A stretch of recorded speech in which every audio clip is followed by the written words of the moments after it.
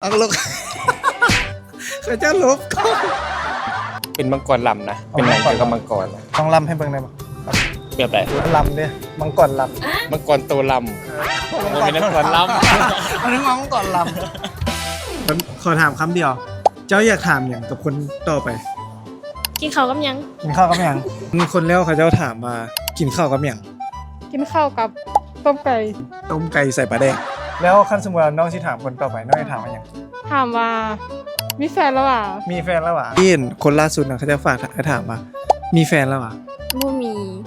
เป็นอย่างคือบ่มี บ่ฮู้เป็นหยังคือบ่มี แล้วก็อยากถามคนต่อไป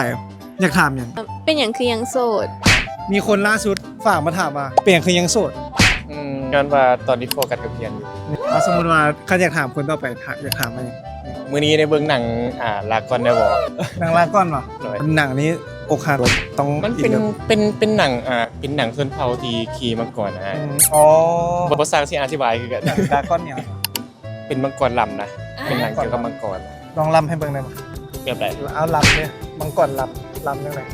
มังกรโตล มัง ำบ่เป็นมังกรลำ อันนี้มังกรลำมังกรลำอย่าวันนี้มีแนวชิมาให้หวย เนี่ยให้ อันนี้ให้ปะ ไม่งั้นให้ฟรี ก็คือ